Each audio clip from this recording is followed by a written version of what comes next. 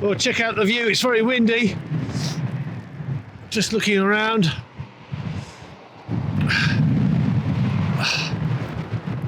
It's the Brecon beacons. It's starting to sleet, it's only about 1 degrees. I hope you can hear me, I'm going to turn the camera around now. I'm making my way to the Chartist cave. Now the Chartists were mainly working class and tradesmen, men in the 1830s, thereabouts, that wanted political reform of Parliament, and they used the cave up here to hide their weapons because they wanted to march on Newport in South Wales. Now, I'll give you, it is cold and I am bloody freezing actually. Penyfan is that way. The snow's coming in now. Penyfan is that way. Llandudbrey's that way. Abergavenny's over there somewhere. And Hereford's about an hour away by car, so we're not far from the English border in some ways. Now, I've just come from Ebervale upwards, from the valleys there. And it's pretty harsh conditions. I don't know the area at all. I've got to find somewhere to plonk myself. If I can't, I will turn back because it's pretty tough conditions at the moment. And I want to be out of the wind because I've got COVID today as well. Now, I was going to jokingly say I'm in England, but I'm not. I'm obviously in Wales. I have to pronounce things. I'm making my way up Mynydd Llangydd. Oh, God. It's really difficult. I thought I memorised it. Let's try again. Mynydd Llangydd. Yes. Anyway, it's only about a 5-6 kilometre walk in, but it is quite late because I had to charge up my microphones. I forgot to charge them up. So let's keep going on the walk. As I said, I'm really dressed up, windproof gloves, etc., because with the wind chill, and it's about 30-mile-an-hour wind, it's probably about -5, -6. So let's get going. Hopefully at the Chartist cave, I can find somewhere sheltered to camp.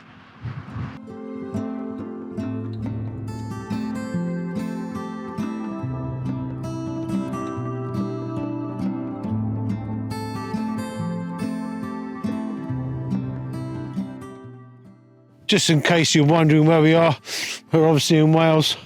I think I might be able to see the top of Penyfan over there. So it's the highest mountain in the Brecon Beacons and the highest mountain south of Snowdon in the whole of the UK. Where the cloud is, I believe that's Penyfan. It's about 15 miles away, but that's about right, I think. I'm pretty sure that is the Penyfan.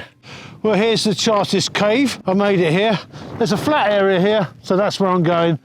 Looks absolutely fine. I might have a quick look in the cave now, but I will do later to show you a little bit more when it gets dark. I'm just going to see if I can actually get in here. You never know. Absolutely not. It's full of rocks. Well, this is the cave. I believe the entrance is down there somewhere, the proper entrance. It goes back 400 metres, 400 yards, whatever. So it does get used by cavers. It's very difficult to walk around in, I have to say, especially in the dark. I can't see my footing very well. It's dripping with water, as it would be, obviously. There's ferns growing now, actually. I think the entrance is actually here somewhere. I'm only guessing. I'll have to look at someone else's videos. Pair of gloves there. It might be in that corner there. I think it is. Yeah, down in there. I think there's a drop. You have to climb in. There's another chamber, but it goes in for another 400 metres. I'm showing there's a bit of rubbish in here, but people might have dropped it by mistake. Cedar Summit bowl, jet ball stash without the jet ball pan on. Lidl $3.99, and it's currently, well, I can't remember what the date is, but what is the date? I can't remember. It's early February, and they're in the stores now at Lidl, $3.99. Black pudding, some sausages. I've got some oil there as well. I don't often cook because I can't be bothered, but it's winter. To stop me going into the tent really early, and it's psychological. Nice to have hot food. I've got some hot food, so yeah. Let's cook my sausages next.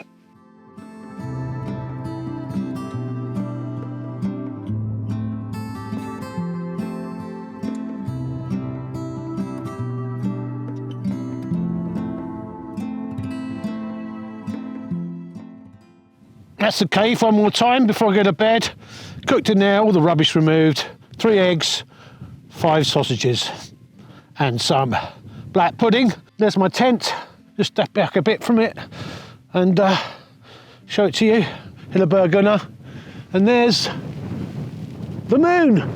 It's not quite a cloudy sky, so I can see some stars. I can also see some cars in the distance. Anyway, let's get inside my tent. Sat up in my Hillebergunner. I really love this tent. I mean, it's heavy at £5, 1 ounce, I think it is, pack weight. It's got so many bells and whistles, especially around ventilation, because it's a winter tent and it needs a bit of ventilation. But tonight it's got a very cold and dry wind. I should be all right inside. I'll probably get a little bit of condensation, but not too much. The floor is really tough as well. I haven't got a footprint with it. I don't intend to buy one either, just extra weight. With an MSR tent, I always buy a footprint. With this, I'm not going to bother. I'm just about to have myself a vodka and orange. See you in a minute. The dreamy effect, the autumn effect, they call it in photography, this sort of misty effect is caused by the condensation. I've actually got vodka and ginger beer, which is called a Moscow Mule. Very nice.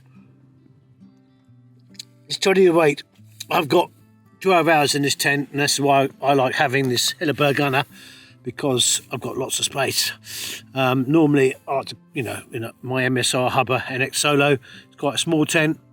And the one below this, the Hilleberg one, is the Acto. It's a tunnel tent.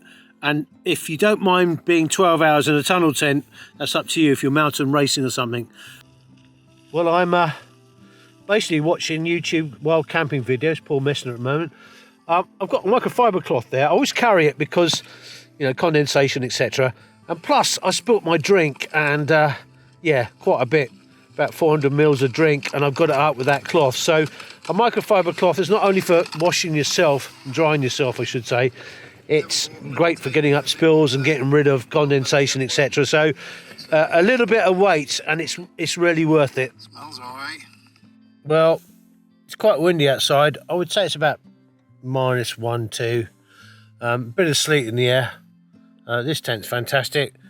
Just to go through my equipment a little bit. I've got a Cedar Summit SP3, which is rated down to -8.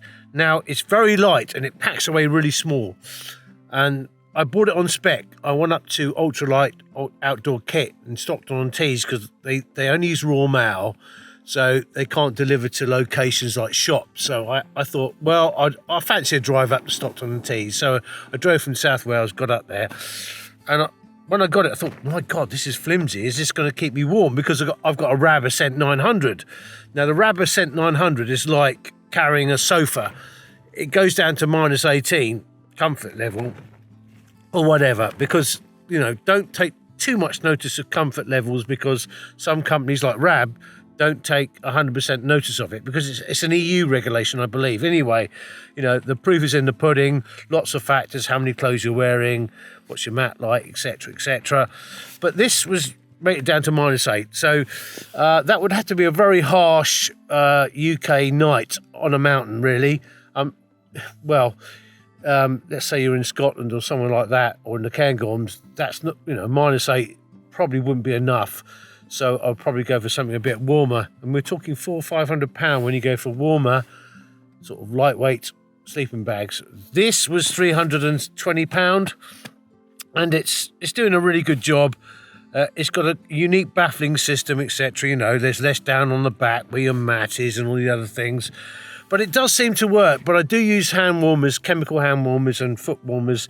Well, I just use the hand warmers, and I stick them in two in my socks and 2 in my gloves. I have got a hat on as well because it is pretty cold tonight. So with an X-Ped high mat, winter mat, I can't remember the name of it. It was only £120 compared to the X-Therm, which is about 170, 80. So I thought I got a bargain, and it does work. I don't feel that cold. A little bit of cold I feel sometimes, like tonight. I think I feel a little bit. People tell me the X-Therm is much toastier, etc. But again, you'd have to buy it and judge it for yourself. Well, not the warmest of nights, but lovely sunrise there. Just have a little bit of a pan around. Typical moorland, really. Not a lot to see from here. The tent, well, it's icy. It was about -2 to 3 last night, I reckon. I must get a temperature gauge. And there's the cave. I'm going to have a look in there later on. I keep my food away from the tent because of rats, but to be totally honest with you, I think we're too high up for rats. They wouldn't have much to live on here. What a glorious windless day. It got windy last night. It said it would, about 30, 40 miles an hour. I've got a winter tent. It worked. The Chartist cave is being lit up perfectly because of the sun. And about 20 minutes, I say, it'll be lit up really well. I'll take a torch in. I'll try and get into the second chamber if I can. I'm not particularly keen on very tight spaces. I'm not scared of heights anymore, but being stuck in a cave doesn't fill me with joy. There's a little plaque over there. I'll show it to you. Pikes and possibly other weapons were secretly made and stockpiled in these caves during the summer of 1839. They were subsequently carried by Tregear Chartists on the Great March to seize Newport, that's South Wales, 3rd to the 5th of November 1839. This became the greatest armed clash between government and British people in the 19th century and resulted in over 20 deaths and the last mass treason trial in British history. This plaque was placed here by Tregear Town Council in 1989 to celebrate the 150th anniversary of the insurrection, which eventually helped win democratic rights for all British people. Some history there. Jet bowl stash, just boiling up some soapy water to clean my Cedar Summit bowl, which I totally recommend now because it keeps, you know, other stuff clean, like this pot here, because cleaning, I think it's an aluminium pot, you know, you're just scratching the surface all the time. So I only ever boil water at the moment, soapy water in there. Yeah, I'm not totally impressed with it because it doesn't do very well in the wind, like my Soto Windmaster does. I think they could have done a bit more to make it a bit more windproof. But in terms of weight and its modular design, so it fits in the pack nicely and you've got no bits and pieces, etc. hanging around in the pack, I do like it. But £135 thereabouts, that's a lot of money, which is basically an aluminium pot and a stove, titanium, and well, the gas canister's mine obviously, and a pot stand. And they kind of force you into buying more than one stove because it's just the way they've got, well, they've got 5 different stoves, I believe, and looking through them is a real pain in the neck on the website. And I just went for the lightest one, but I would have really liked to have gone for the Micro Mo, but which has got proper regulated gas, where you can turn the gas down in this one, but not successfully because it just goes out basically. So yeah, not 100%, but it's still a good purchase, but value for money, definitely not. Right, I'm going to give this place a little bit of an explore. I've got a mirrorless camera here. It's not the best thing to go into places like this, but I believe that the entrance is down there. Let's get through this gap. Plenty of focus in iron parietes there. I think that's what they call it. Yeah, look at that up there as well. Fool's gold. Lots of it. Yeah, plenty of the fool's gold around here. Pretty dripping wet. Now the entrance to the chamber is down there. It looks well walked as well. It was first discovered as a proper deep cave by the SEVERN caving club. I think in the 50s, 1950s. But anyway, let's have a look and see how far I can get. God, smell the damp. My God, it's absolutely awful. But I am by myself, so I've got to be careful here. Yeah, so there's the entrance to the cistern. I'll try and sit down to show you the view.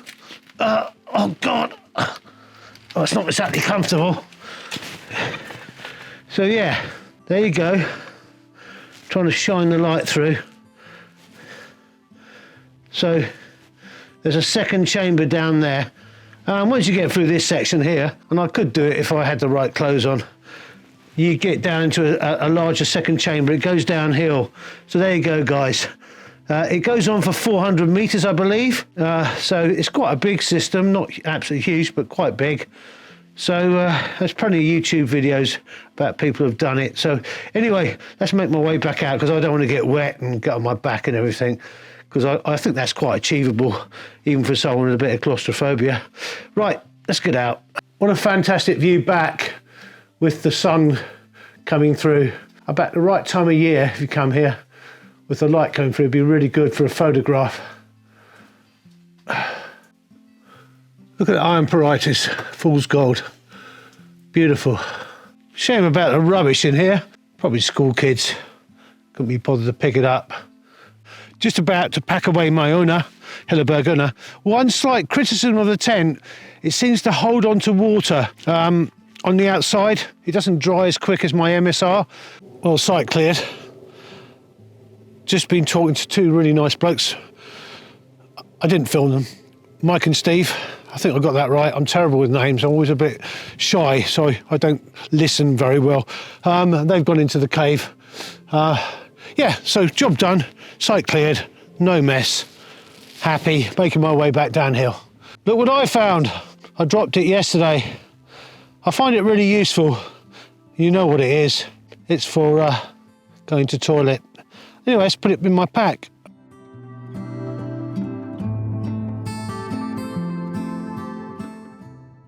That's the back end of Penyafan, the highest mountain in the Brecon Beacons. So it's about 16 miles away. I am zoomed in, of course.